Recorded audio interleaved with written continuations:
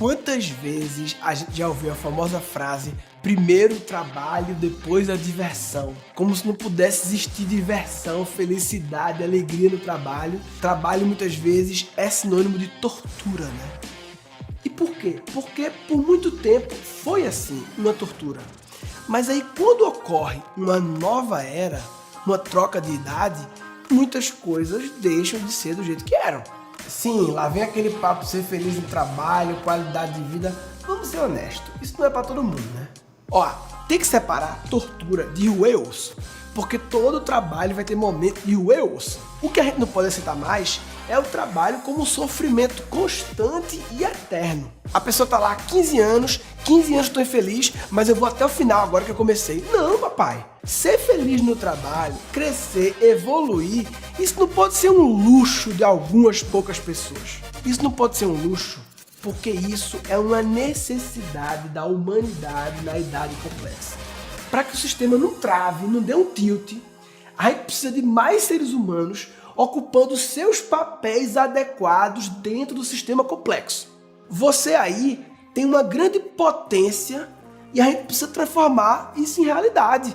Colocar você na posição certa para a sua vida fazer mais sentido e colaborar com o sistema. Não dá pra gente aceitar um monte de Lionel Messi como goleiro, Michael Jordan jogando beisebol. O que eu chamei de idade complexa, o Eckhart Tolle chama de novo despertar da humanidade. Acorda, papai! Que bagulho tá louco. Susto, papai. Mas beleza, e se eu despertar, mas o povo que trabalha comigo continuar dormindo? E aí? Eu dou palestra em empresa, converso com as pessoas e eu vejo que as empresas, elas estão despertando para o ser humano. Tanto que o RH agora virou um negócio mega estratégico, o RH, né? É tipo que a qualidade foi nos anos 90 e o que a TI foi no começo do século. As pessoas estão indo para um caminho de focar muito nas pessoas, porque uma empresa é uma organização de pessoas. E se as pessoas não estiverem nos papéis adequados, vira uma desorganização de pessoas, vai dar tilt e na verdade já está dando.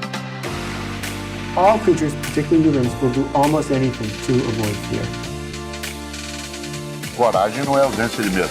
Coragem é a capacidade de enfrentar o medo. A creatively lived life is any life where consistently you choose the path of curiosity over the path of fear. Now, in modern society, we honor people who are creative. O olhar criativo é um olhar que observa como as coisas funcionam. What is the future of the human race?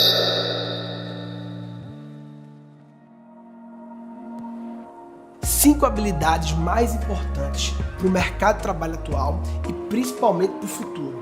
Essa teoria das 5 habilidades é baseada em vários inputs de vários universos que eu fui combinando, empacotando e cheguei nesse framework das 5 habilidades que eu acredito que vai fazer a maior diferença no mercado de trabalho atual e no futuro. Então quer dizer que essa é a teoria definitiva, verdadeira do universo e você é o bonitão sabichão fora das galáxias, é isso? Não existe verdade absoluta quando se fala de futuro. Essa é a minha visão baseada na combinação das minhas experiências e conhecimentos. Vamos lá, 5 habilidades. Se você trabalha feito robô, você pode ser substituído por ele. Se você trabalha feito um humano, você não pode ser substituído por uma máquina. O grande diferencial do humano é ser humano. O grande diferencial do humano é ser humano.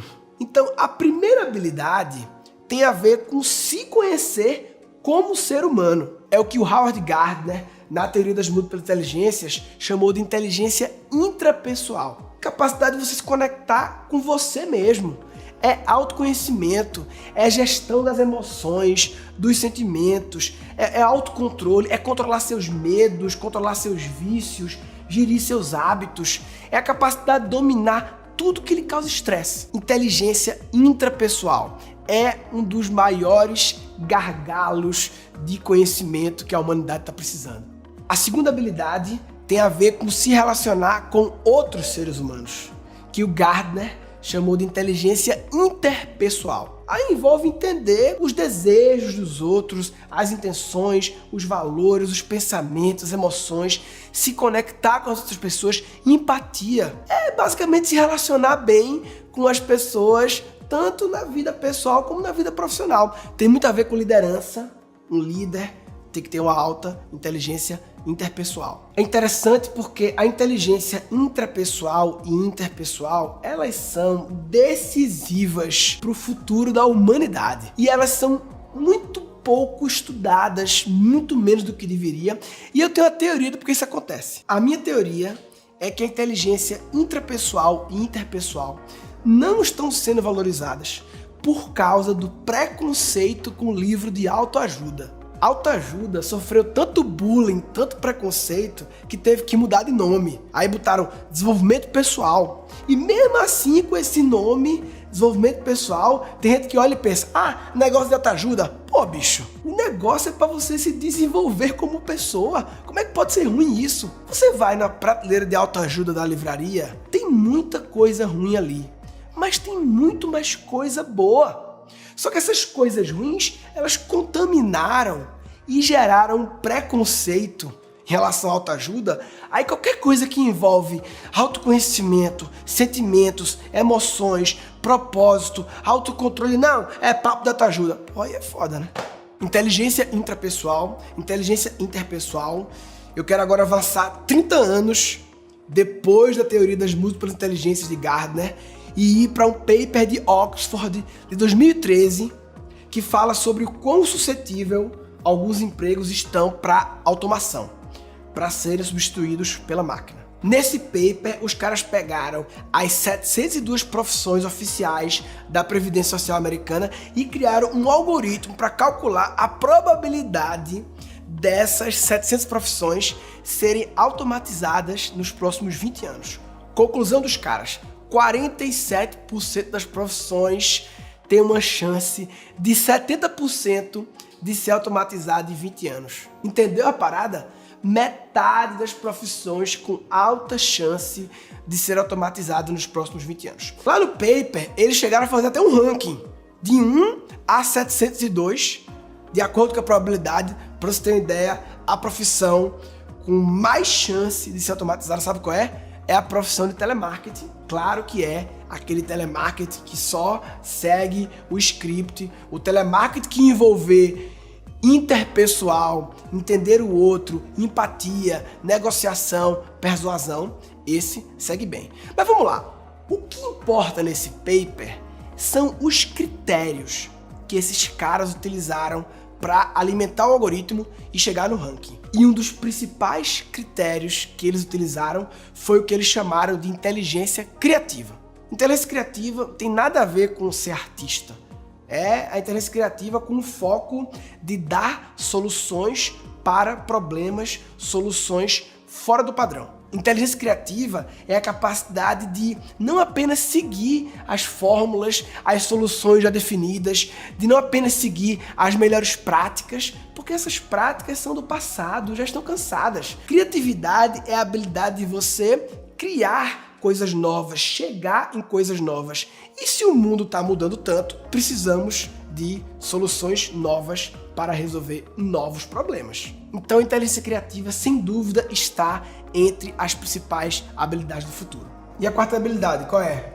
A quarta habilidade surgiu na minha experiência na Singularity, está muito relacionado com tecnologia e com aquelas forças, automação e conectividade. Porque é o seguinte, o crescimento exponencial da tecnologia da informação transformou a tecnologia quase que numa nova espécie que habita o nosso planeta, né? Inteligência artificial, é o Homo artificialis.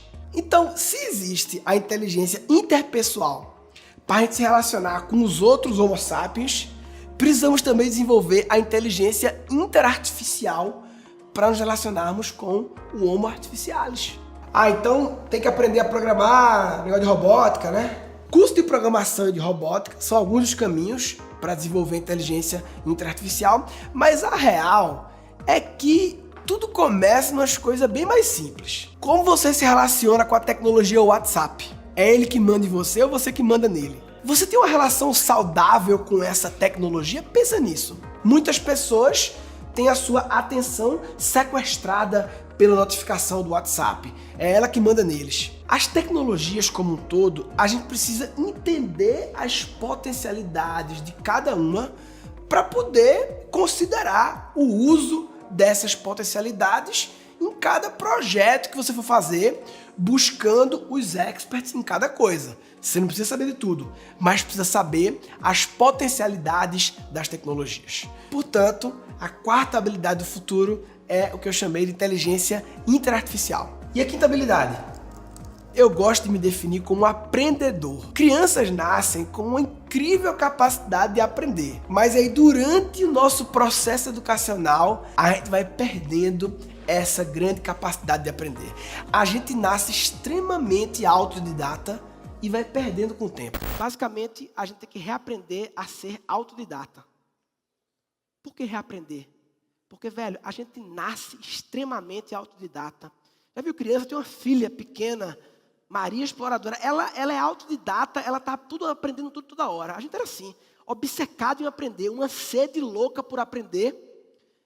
Com o tempo, a gente vai perdendo essa sede, essa vontade de aprender. O TED Talk mais visto no mundo é o do Ken Robinson, né? Escolas matam a criatividade. E eu acredito que as escolas, elas também matam a aprendizagem. Essa frase, escolas matam a aprendizagem, é meio forte, meio generalista, mas é porque eu acredito que na minha geração quase ninguém se safou.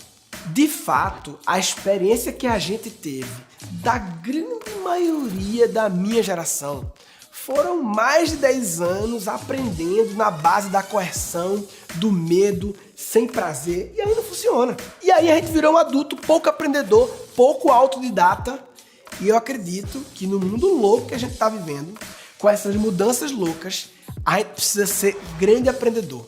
A gente precisa aprender a aprender, e não basta aprender a aprender.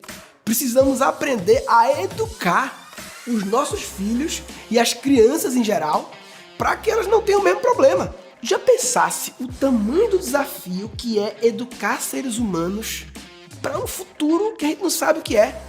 A minha filha de 3 anos vai ter a minha idade, 35, em 2050.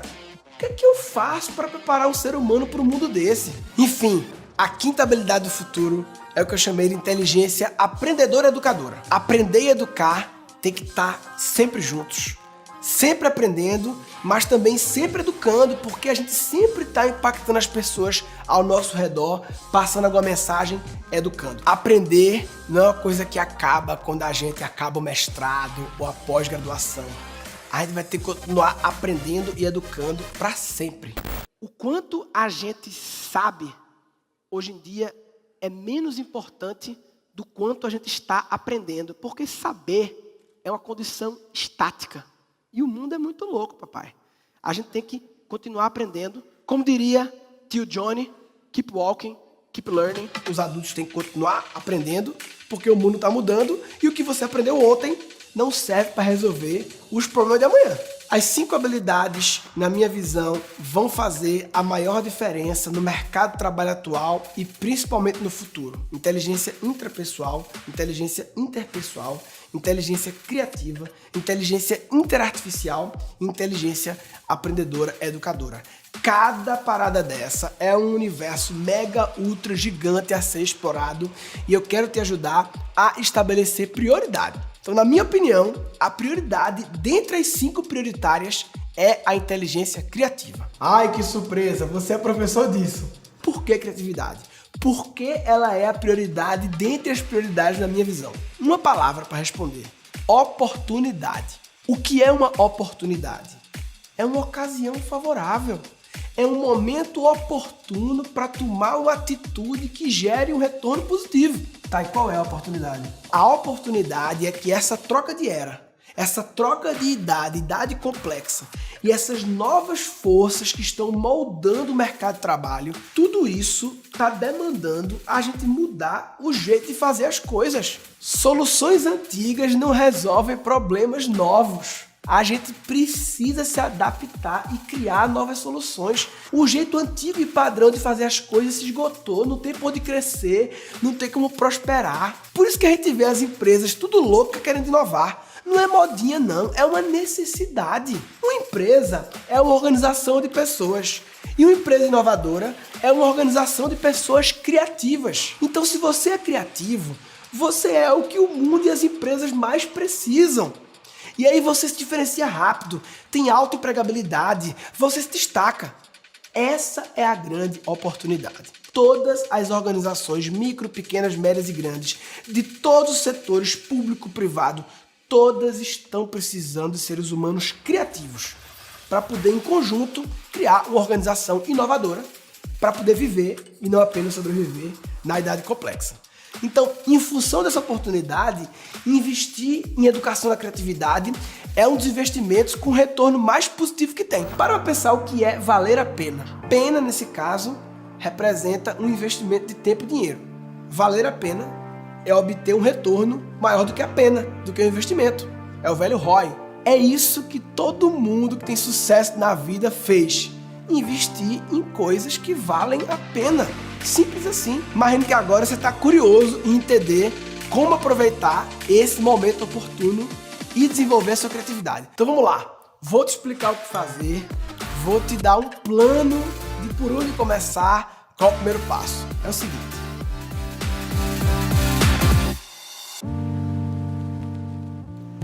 Miserável. Tem que ver o próximo. Vai, cadê?